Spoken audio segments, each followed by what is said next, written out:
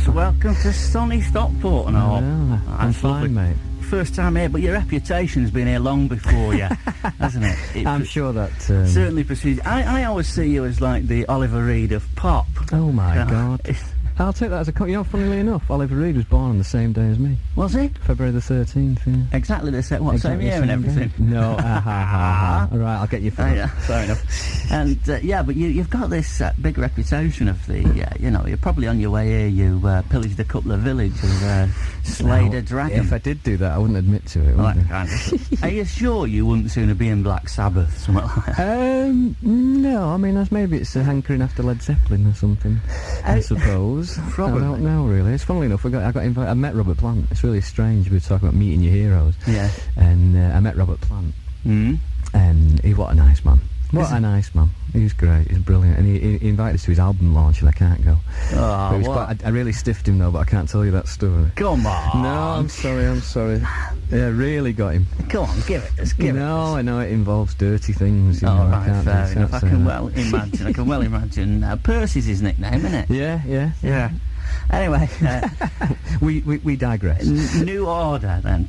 You've always managed to over the 14 years. You've changed loads, but one thing that's remained constant really is the fact that you've always remained incredibly hip, haven't you? You're incredibly credible. How do you think that? I mean, even I thought you were going to blow it when you appeared in Q last week with a white polo neck woolly jumper on. Well, I did that as a bet. Did you? I thought you could have blown it then, but what next? Barney in slippers and a pipe, or what? Oh God, that'd be nice, wouldn't it? Don't tempt me. But what do you think? In the snug. Why do I think we've stayed credible? Yeah. I don't know. I mean, it's quite strange when you look back at the way you've worked. I think the way you've worked, I think people appreciate the fact that you do things because you want to do them, and they always have like a solid base and reason. And also because of the way we work with Factory and the way we've worked with the Haçienda, I think that people can see that there's a depth to what you do. It's not just like a superficial group thing. I mean, I'm very glad that we don't have that sort of image, because sometimes it seems very shallow. And I mean, it's just like hard work. I mean, with Factory and everything, and Rob and the Hasse and Dry, people know that you work hard and you're giving something back, and I think they appreciate that.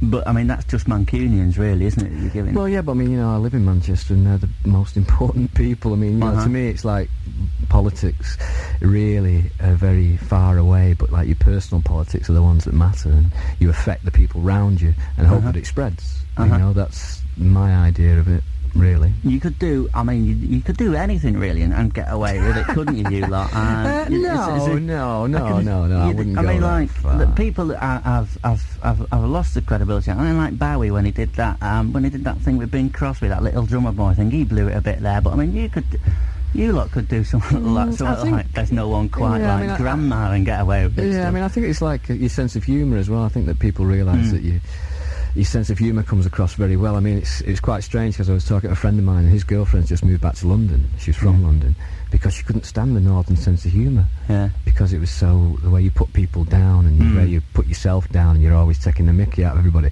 She couldn't handle it. Typical Cockney reaction. That's a scarper back home, isn't it? Really? Is that what she did? Yeah, it's really weird. She just couldn't handle it at all. Didn't understand the sense of humour.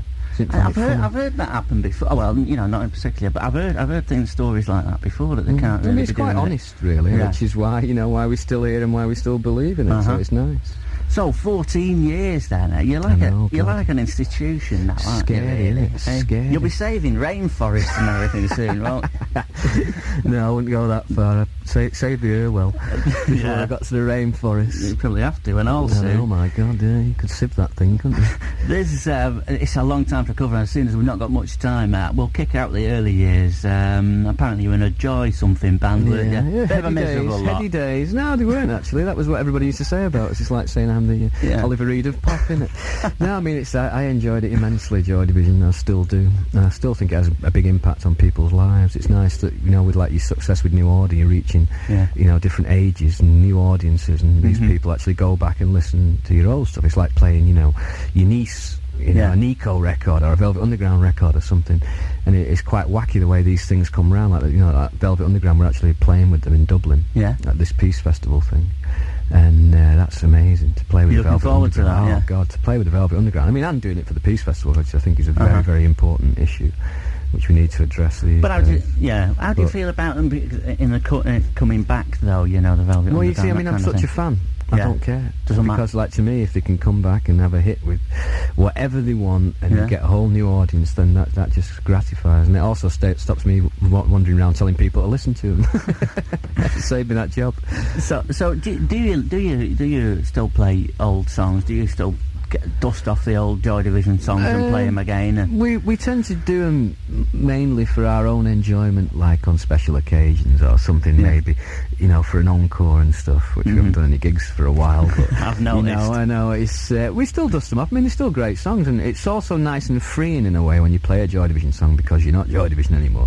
You can sort of really let go when you play. It's like playing a Velvet Underground song as a cover version or something. You know, you can really go for it without having to worry, because you always tend to be so precious about your own stuff. You tend not to relax too much with it.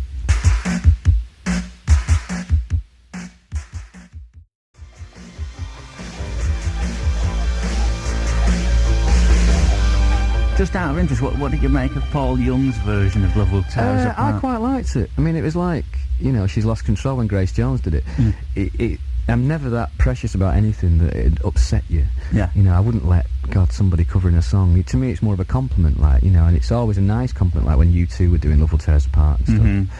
And, like, to hear that 808 State record with the bass riff of She's Lost Control on, you know, it's nice. It's, as long as it gives it a bit more life and keeps it going, then that's fine by me. So speaking of the past, I've just done a competition actually about this, and I hope to one day soon do a one-off programme about it. The infamous Sex Pistols gig at the Lesser Free Trade Hall, Tuesday the 20th of July 1976. There was a gig before it. You were there amongst many soon-to-become stars. What do you remember about that? Well, I mean, the weird thing was the way it came about for me, because I was in Torquay on holiday. I had an old Jag, a Mark 10 Jag, and 4 of us had gone away in it on holiday, living in it for 3 weeks. It was murder. And we were in Torquay, and basically we were all bored crapless because we'd run out of money. And I had my last money left, and I bought Melody Maker. And it had the Sex Pistols on the front, the fight that they'd had in London. And I thought, oh, this sounds an interesting band, this. You know what I mean? We'd sort of, I'd been into music, but not. I used to go and see Deep Purple, like Sabbath, I'd been to see Led Zeppelin stuff, you know, Steve Harley, Cockney Rebel and stuff. I was quite, not too much into it. And I came back home the next day, and I was reading the evening news, because I always read the bloody thing cover to cover. It's one of my obsessions with the evening news. Pathetic, I have to get that analysed. And I spotted a little tiny advert in the What's On. Sex Pistols, Lesser Free Trade Hall, 50p. So I phoned Barney up, phoned my other mate up, Terry Mason, and said, hey, this is that band I saw in Torquay, we should go down. And we went down, and it was just like a revelation. I've never seen anything like it in my life. Massive fight, and terrible heavy metal band supporting them first time. Played a 20-minute version of Smoke on the Water or something. And the Pistols came on, and they were terrible. They were awful. Absolutely awful. And me and Barney were just like, what the hell's this about? And it sort of just clicked. Then you thought, God almighty, if they could do it, we could do it. And that was it. And that was when the whole bloody thing began. Really? That was the big catalyst 50p. And like I say, I've still got the ticket at home. I mean, legend has it that you went out the next day and bought Playing a Day guitar books. I did, yeah. Really? Barney had a guitar, and we both went and bought, what was he called? Palmer Hughes' book of rock and roll bass guitar from Mamilocks I bought. And I went to Maisels, the Valve place on Piccadilly. Used to be opposite the, not Piccadilly, but end of Piccadilly Approach, at the end, opposite the BT building. Yeah. And I bought a 35 quid Columbus copy bass guitar. You still got it? I've still got it at home, yeah. And that was how we started.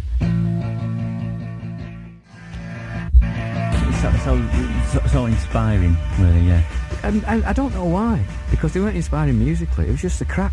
Yeah. You know, they were up there rolling about, everyone was running about. It just seemed like loads of energy, and it was like being sat in a darkened room and someone opening the door.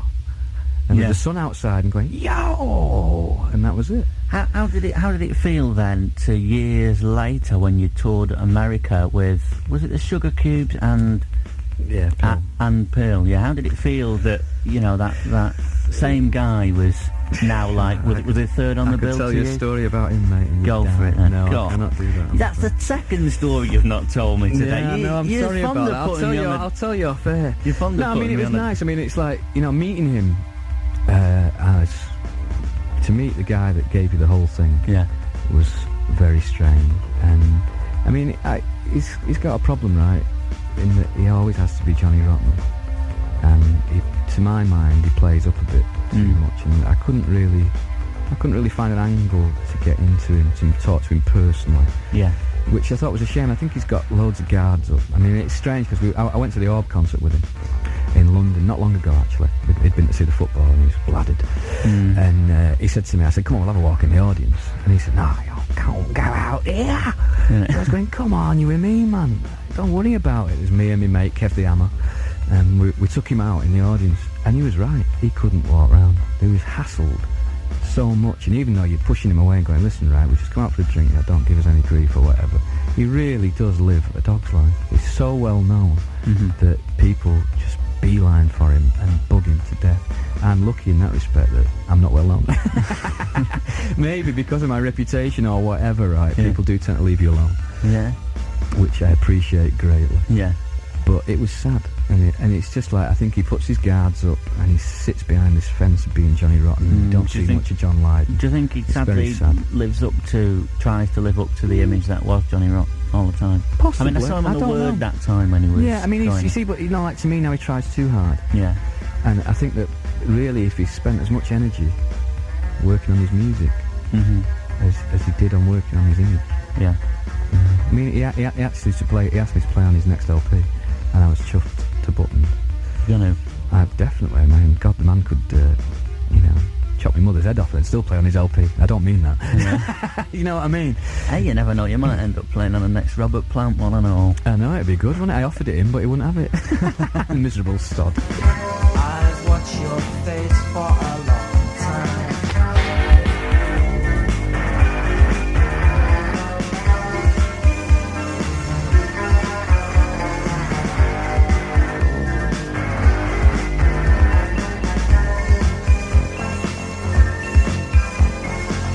You ever critical when you look back at, or even early New Order albums, Movement and Power, Corruption and Lies, or whatever? When you look back at them, do you pick little things out and think, Yeah, I mean, you do that all the time. This is a strange thing about...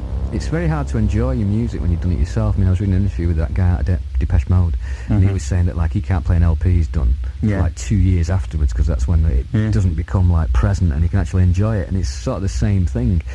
I mean, like, with this LP, with Stephen Hague producing this one, Republic, it sort of made it a bit more interesting in a way, because you didn't produce it and weren't living with it all the time. It means that I can actually listen to it and enjoy it, because I've not had that hands-on, massive sort of interior thing with it. I can actually sit back and listen to it as a record, because we didn't have not that much to do with it. You still wrote it and performed on it, but because he was doing most of the donkey work, it sort of made it more enjoyable, a bit distant, a little bit distant, so you can enjoy it. But saying that again, I did miss producing. Yeah.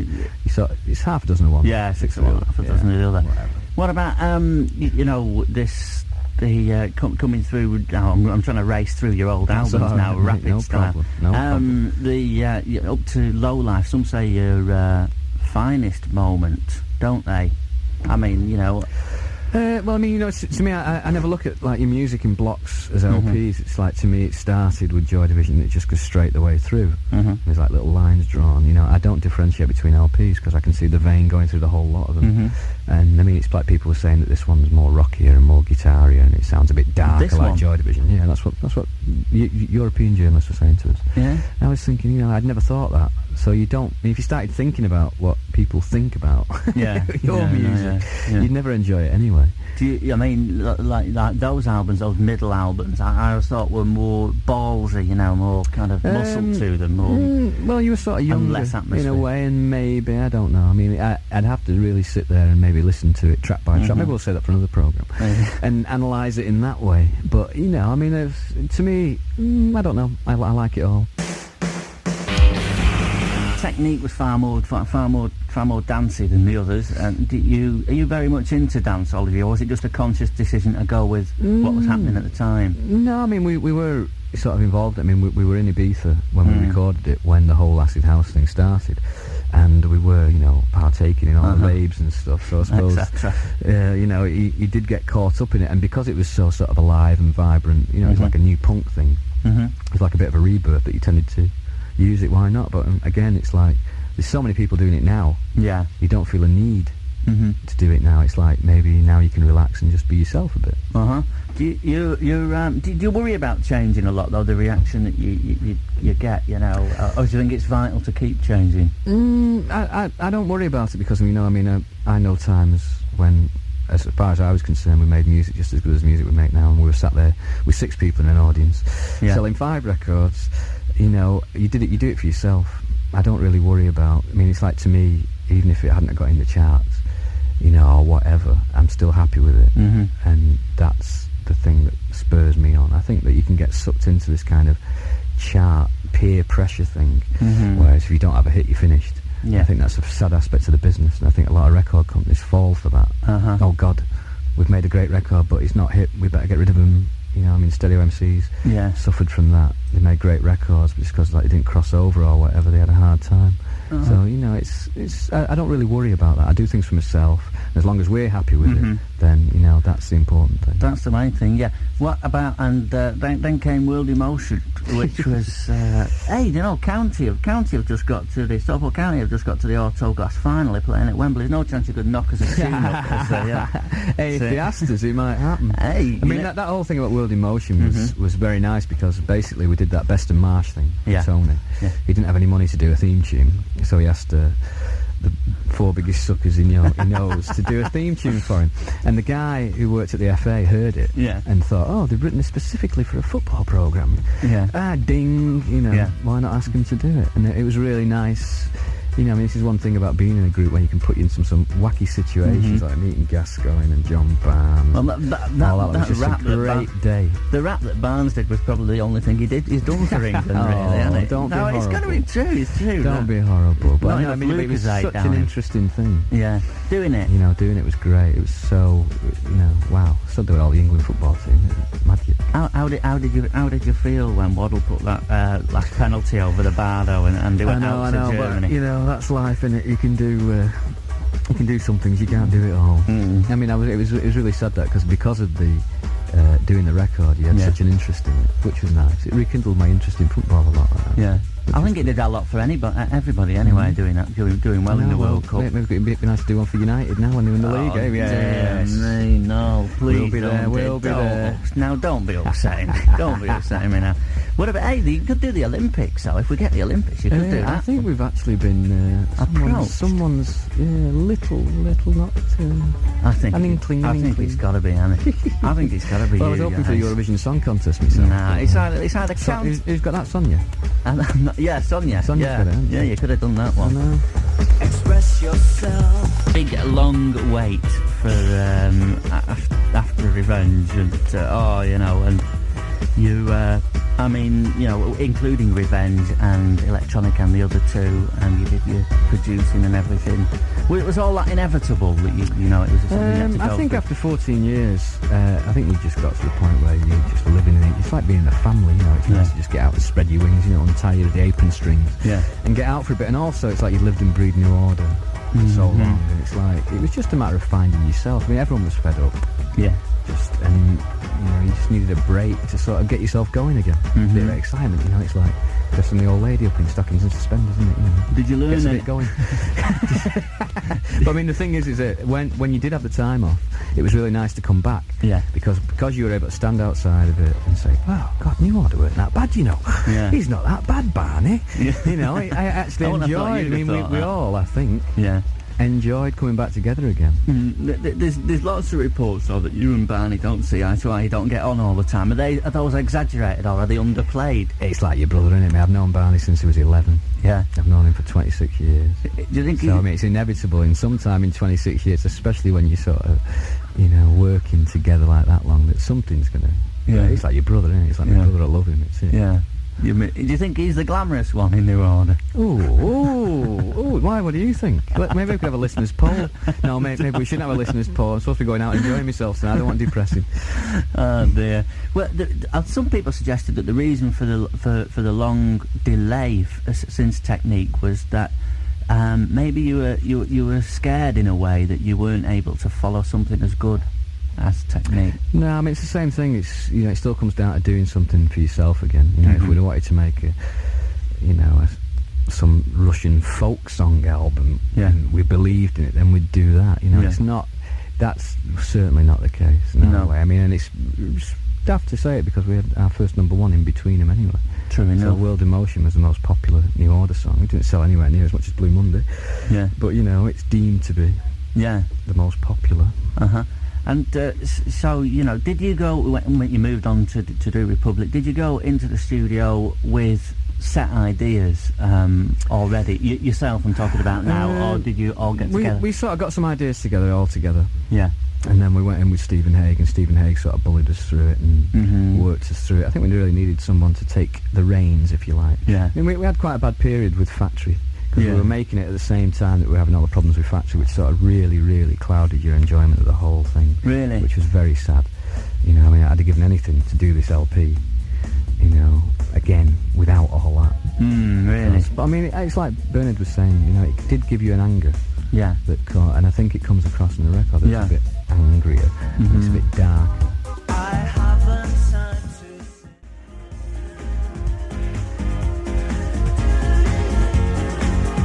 Are you still quite bitter about the whole Factory thing? I'm not bitter about it. I'm just sad. I think the world is a lot less nicer place without Factory Records. Mm-hmm. And even though, we used to nose each other up so bad, Yeah. Order and Tony Wilson and Alan Erasmus and stuff, with Rob, it was still worth it. Yeah. It was very, very coarse. I've got to agree with you. But I mean, there were several reasons given for Factory's collapse. I mean, quite frankly, you's being one of them, taking so long to do the album. How did you feel about being dragged into the reasons why it Well, went under? we've always been very, very highly involved in everything Mm-hmm. to do with Factory, so, I mean, everyone knows the reasons. There's a lot of reasons. Basically, maybe they just tried too hard. Mm-hmm. It's like, it's like when you go out and blow all your money, innit? Yeah. Like, sat at home with Do you think nothing. it was bad management? Not bad management. I think that it was great ideas, Yeah. but they're not businessmen. None of us are businessmen. Everything Hey. we do. Hey, and is- Tony Wilson on Flying Start and all. Yeah, he's well, done it here, could hasn't do with putting Factory Records back on Flying Start. No, I mean, it's it comes out the whole point. Even though all the grief and all the aggro and all that stuff, we enjoyed it, and I think they've left behind a legacy Yeah. for the world forever. And there's not many, people that can say that. And I'm sure, in one way, in my heart of hearts, I know that it'll resurface somewhere. Yeah, I It was has going to to, say. it I has mean, to. well, I said you lost your independence really moving to London. Why do you choose a company with a name like London now? I mean, Well, it's the ultimate irony, isn't it? yeah. I mean, London. And we're having a really good time with London Records, and we've got a very good relationship at the moment. I mean, it's like, we're so set in our ways because of the way we work. They've compromised a hell of a lot. Yeah. And I suppose it's only fair, really, that you compromise for them. Yeah. They're nice guys. They've got your interests at heart. They believe in it, and I believe them. Uh-huh. And we are having a good time. But, I mean, it's like you're still testing the water, because it's the first time we've ever done it. I mean, it's the first contract I've ever had in 15 years, which it's not that bad a contract. Yeah. I should think they knew. I think they knew that they wouldn't be able to Mess you about. not mess to you leave about. you But alone. yeah, I mean, it's like you're adults. Yeah. 21-year-old kids with your first kid Yeah, or whatever. yeah. And they know you've had a lot to do with business, and they know what you're talking about. How long? Sometimes. How long are you signed to them for now? Then I don't know if I should tell you that. are you not allowed to tell me this? No. I don't know. Rob will kill out 3 albums. 3 albums. That's a long way down the line. That's a long. For new orders. Yeah, yeah. I mean, that's about. not for someone who's that's about, prolific. 35 12 years. yeah, I know. But what about you were saying Factory 2. What happens if after your 3rd album, Tony Wilson's knocking on your door and says, "Hey, look, come on." I think you'd probably go ahead and make the same mistakes all over again. Would you? Because that's what we basically like. Well, you can't say We fairer love than making the that. same mistakes over again. Is your choice of using Stephen Hague to do Republic? Was it a conscious decision to make this more commercial so that you could possibly sell bucketfuls of records? I don't think that it's more commercial. To me, Technique sounds more commercial than this one. To me, Yeah. the reason we chose Stephen Hague was because we've met him, we've worked with him in the past. Yeah. Did True Faith and stuff, so he got on. Mm-hmm. You needed somebody who was quite studious. Mm-hmm. I won't say boring. Yeah. But you Someone mean- who but that's could what you mean. knuckle down and Yeah. work, because we're so scatty Yeah. and we're so easily distracted, Mhm. etc. And we had a lot on with this Factory thing, that you needed somebody, you know, to take the helm, which he's done, and I think he's made a very, very good New Order LP. Yeah. You know, I think it's too New Order. Do you? I don't know whether that should be a compliment or whether it's a damning, you know, but it's sort of, I don't know, you sort of give a lot away, because we've always produced every record ourselves. Yeah. And been praised for it, etc. It's worked. To give it away was a big, big step. And while we were actually recording it, it didn't really matter. It's when you got to the finishing bit, where normally we're so bored with the songs that we tend to go a bit mad. Yeah. And, you know, vamp them up and go a bit crazy. Yeah. You missed that aspect of it, Yeah. because he wanted it to be very pure. You know, he wanted it to be all songs and stuff, you know, like that. So you're a bit saddened in that respect, but when I listen to it now, You're glad? I'm really happy with it. Really. Yeah. Any kind of fool with the will to live tries to get it right with the one and with. It's got it's more moody, and it has been said. I think they went overboard in one magazine saying, you know, it's doomy, gloomy, moody kind of thing. I think it's lasting. I mean, I'd say more it lasts. You know, there's a lot of stuff going on in it that's subtle and things like that. Stephen Egg's very good at that. And, you know, to me it's something that you can play over and over again. Whereas, like, you know, when you listen to a lot of these acid house records these days that tend to be wham, bam, thank you, man, they're not really the sort of thing you listen to when you sat in the bath. Yeah, yeah, true. You know, so... Tell me about Haçienda and Dry. I did hear a report that you wanted to buy out, take full control. Well, Is that true? That's ongoing. That's ongoing. We're hoping to get them back. But that's still a touchy subject. Really? Did it hurt when Haçienda had to close? Yeah, I mean, it's always a sad thing, you know. It's when you can't control something. It's like, you know, having a wayward child, isn't it? Yeah. You know, but I mean, I think everybody, even the people that closed it, realised that the world's a better place with the Haçienda. Yeah. You know what I mean? So they'd rather have it, maybe, and behave than misbehave and not have it. Do you still go out there a lot? Unfortunately, yeah. I got completely plastered last week. Yes. I've got to apologise to all the bouncers for my behaviour. Sorry, lads. Forgive me. There you go. What about... We're only human after all, aren't we? Dry. Who designed Dry now? Ben Kelly. How's that? Why you didn't put a dartboard in there? We've got a dartboard. We've got Tony Wilson's face on it. You've not seen it? Hardly surprising. Tell me this now, your tour, plans to tour. Yeah, well, we're playing this Dublin Peace Festival, like I mentioned before, on May the 29th. Yes. And then we're sorting out some gigs in England and some gigs in America. We're not doing that many. We still want to test the water before we actually throw ourselves into it.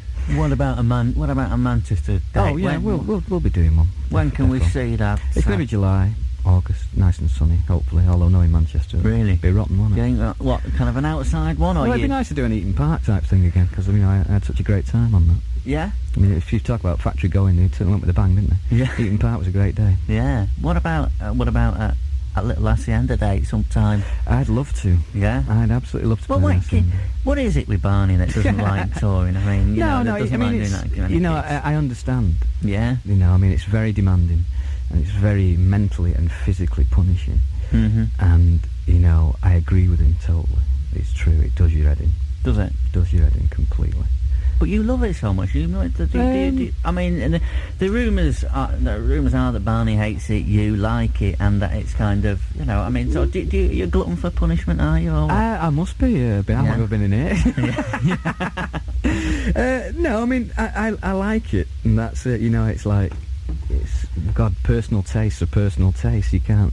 I think the thing about it, as you get older and think about having time off, you actually appreciated what he meant, and that was very important to me. Yeah. And then when I started singing with Revenge, I understood a hell of a lot more of what he was. Gives you that experience when you can actually sit and listen to people, and you know, you do make allowances. And he's made allowances for me a lot, and I make allowances for him.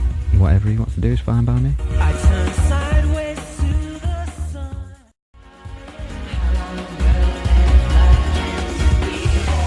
Well, I do hope to see you in town soon with the longest guitar strap in Britain. So tell me this now, right? Here's my last question. You're 60 years down the line there, right? And you're in your hospital bed. You've got to imagine this scenario, right? Yeah. You're about to peg it. They say to you, right, Mr. Hutt, you've got 3, 4, 5 minutes to live at the most, right? And your little grandson comes in. I says, hey, Grandad Hooky. Says, you were in a band, weren't you? And he's just starting to get to know what it was about. He said, tell me one thing before you go. Why did Ian Curtis kill himself? No, he wouldn't say. No. He said, tell me one thing before you go. Play me a song. Which would be your favourite New Order song here now? Play me something that to remember you by, Grandad. What would you play him? Atmosphere.